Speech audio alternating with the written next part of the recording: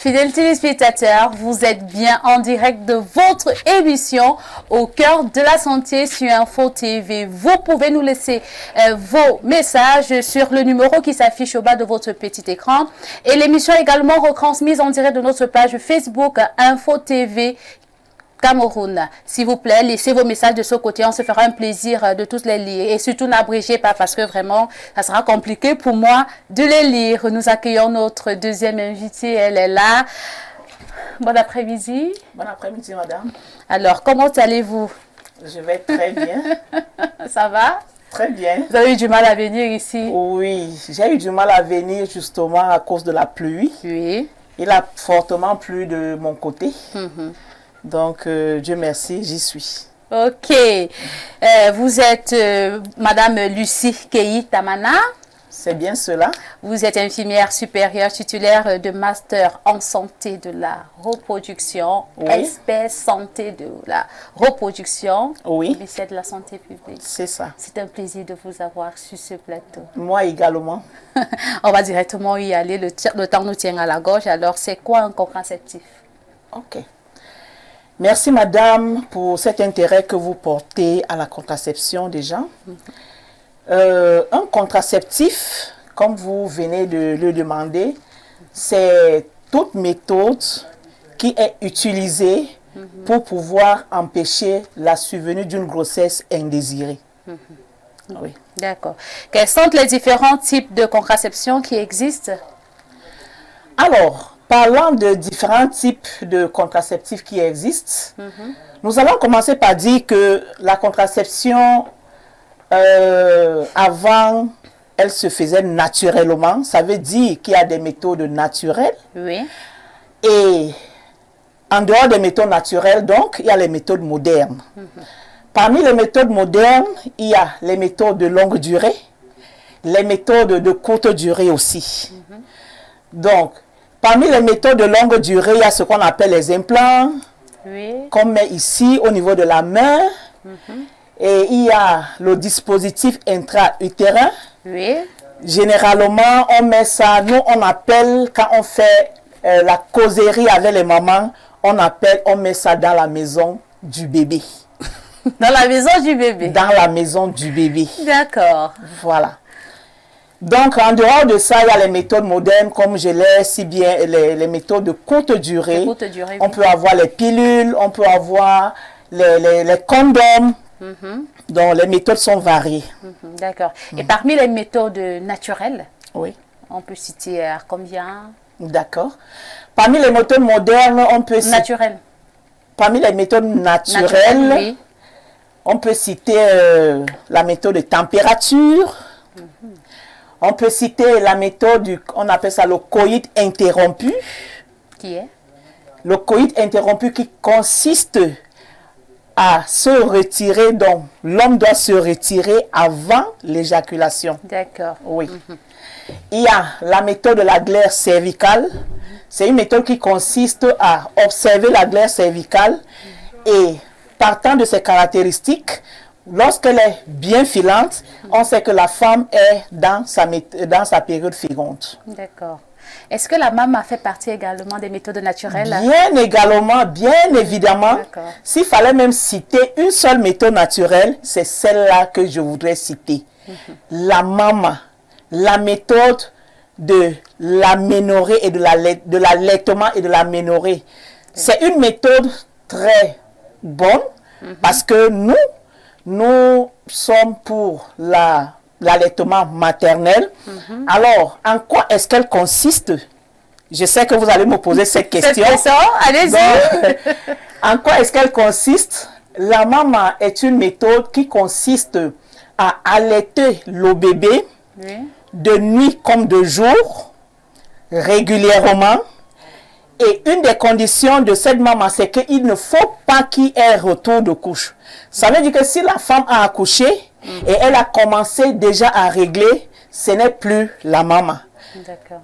Vous comprenez un peu? Il ne doit pas avoir retour de couche. Il ne doit pas avoir retour de couche. C'est une condition. Pas d'aliments introduits jusqu'à 6 mois. Jusqu'à 6 mois. Et il faudrait que la mère allaite son bébé régulièrement. D'accord. Oui. Alors, quels sont les avantages et les inconvénients de ces méthodes contraceptives? Les avantages sont nombreux. D'accord. Et je ne voudrais pas parler d'inconvénients, mais je vais parler des effets secondaires. D'accord, allons-y. Je vais commencer par les avantages. Chaque méthode a ses avantages. Oui. Donc, on va aller au cas par cas. Et ici, nous allons beaucoup plus parler des méthodes modernes, si vous permettez. Allez-y. Les méthodes de contraception déjà ont plusieurs avantages, comme je l'ai mentionné.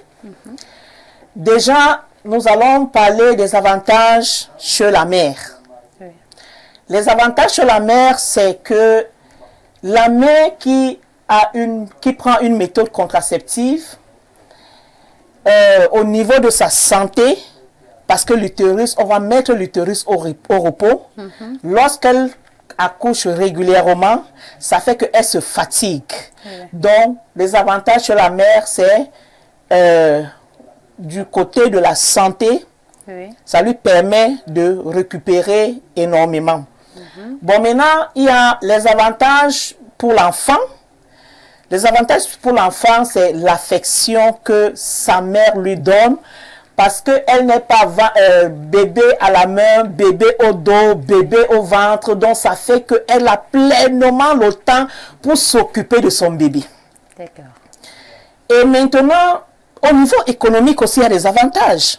Cette femme-là, qui ne va pas concevoir aussitôt, elle pourra mener une activité lucrative qui va aider non seulement elle-même à s'épanouir économiquement, mais aussi à faire épanouir la famille, voire la communauté. D'accord.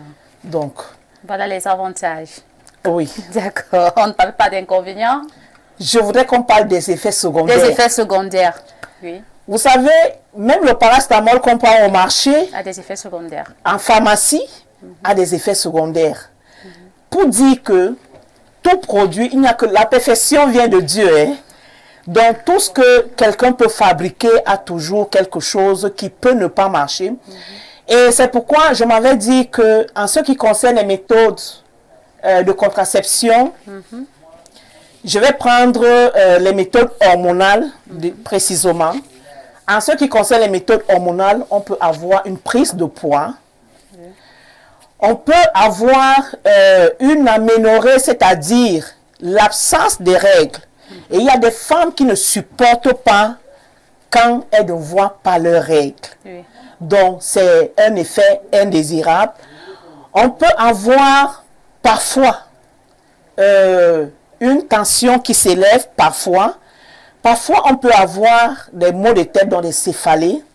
Vous voyez un peu ces quelques effets secondaires que je peux citer avec les méthodes hormonales. Parce que l'hormone, les méthodes hormonales, c'est quoi? Ces hormones, généralement, sont déjà dans l'organisme de la femme. Alors, on augmente tout simplement la quantité pour empêcher une éventuelle grossesse. D'accord. Voilà. Bon, maintenant, je vais prendre une autre méthode, de longue durée toujours, qui est une méthode mécanique. C'est le dispositif intra-utérin. Le dispositif intra-utérin, lui, comme je l'ai dit, on le met dans la maison du bébé. Donc, dans l'utérus, c'est là où le bébé dort. Oui. Donc, c'est là où on l'insère. Alors, quels sont les... Je vais commencer par l'avantage de cette méthode. Oui. Cette méthode a plusieurs avantages. Dans ce sens que c'est une méthode qui ne fait pas prendre du poids. C'est une méthode qui ne modifie rien dans l'organisme de la femme parce qu'elle est simplement insérée et elle agit comment? Comme j'aime si bien expliquer, c'est une méthode qui fatigue les garçons. Les garçons, là, c'est les spermatozoïdes. C'est comme ça que j'appelle ça.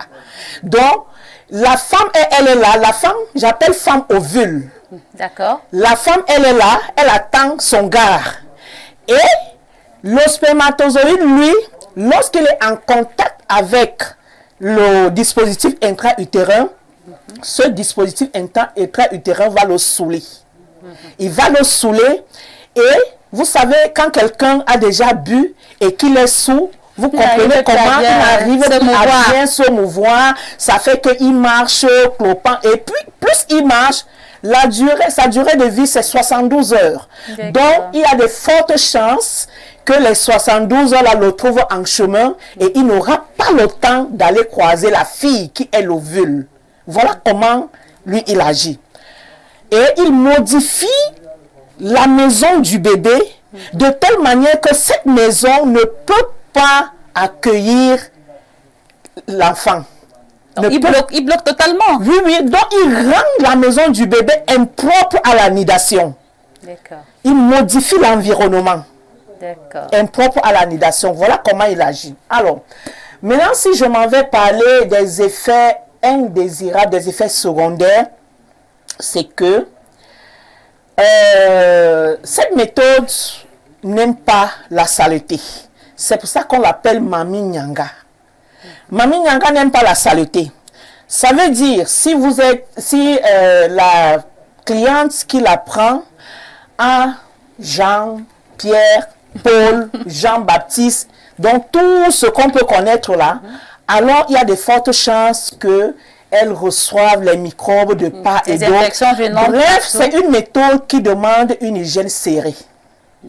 Voilà. Si je peux parler d'effets secondaires, ce n'est que ça. Et moi, je dirais que au lieu de parler même d'effets secondaires avec cette méthode, c'est aussi un avantage. Parce que cette méthode permet à la femme d'être rigoureuse dans son hygiène. Dans son hygiène sexuelle. Dans son hygiène sexuelle. Parce que c'est une méthode qui sait faire le Congosa. Oui. Vous voyez un peu. Elle fait le Congosa comment, c'est-à-dire c'est une méthode, comme j'ai dit, elle est logée dans la maison du bébé. Elle n'aime pas les voisins. Les voisins, c'est qui? Les voisins, c'est les microbes.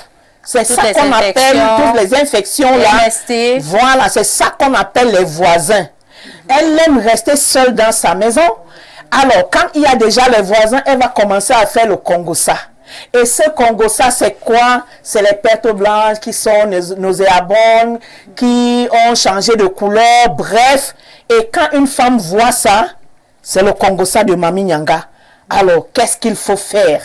Il faut directement prendre des précautions pour balayer les voisins de Mami Nyanga pour que Mami Nyanga reste seule dans sa maison. D'accord. Y a-t-il un âge défini pour la contraception? Bon, en termes d'âge défini, la contraception est ouverte à toute femme en âge de procréer. On appelle femmes en âge de procréer les femmes âgées de 15 à 49 ans. C'est vrai qu'on peut avoir des exceptions parce que vous allez dire il y a des femmes de moins de 15 ans qui tombent enceintes. Mais là, c'est des exceptions. Mais on appelle femme en âge de procréer une femme âgée de 15 à 49 ans. Nous savons qu'il y a des régions reculées au Cameroun où la jeune fille part en mariage à 11 ans, à 12 ans, à 10 ans même. Ça, on le sait. On le sait. C'est des exceptions. C'est des exceptions. Ça n'entre pas dans la femme en âge de procréer. Mais une fois qu'elle est tombée enceinte, on va l'appeler mère. D'accord. Quels sont les défis auxquels les femmes sont confrontées pour accéder à la contraception dans notre pays, ici au Cameroun? Oui, les défis sont nombreux. Les défis sont nombreux. Il y a les défis en termes de demande. En termes de demande, parce que pour que la femme quitte le chez elle et se rende au niveau de la formation sanitaire pour désirer une méthode contraceptive, il faudrait bien qu'elle fasse une demande, qu'elle ait un désir. Encore que c'est un sujet tabou. Vous comprenez un peu? Oui. Encore que, comme vous le dites, c'est un sujet tabou. Et pour qu'elle manifeste cette demande, il faudrait bien qu'elle soit informée. Donc, il y a un problème au niveau de la sensibilisation, un problème qui est crucial. Parce que tout ce qui concerne, tout ce qui tourne autour des méthodes contraceptives, c'est un problème de sensibilisation, un problème de non-dit. On a dit au quartier que, bref, c'est un peu cela. Alors, ça, c'est au niveau de la demande. Il y a aussi des problèmes au niveau de l'offre. Les problèmes au niveau de l'offre pour qu'il y ait offre, il faudrait qu'il y ait un personnel qualifié. Il faudrait qu'il y ait la disponibilité des intrants. Donc, si ces deux choses ne sont pas là, l'offre ne peut pas être opérée. Vous voyez un peu. Donc, on a souvent des ruptures en contraceptif et on peut tirer un grand chapeau au ministère de la Santé. Vous comprenez un peu, au ministère de la Santé, parce que tous ces derniers temps, il y a un grand travail qui est en train d'être fait pour éviter vraiment ces ruptures-là, pour que les contraceptifs, les intrants se retrouvent au dernier kilomètre.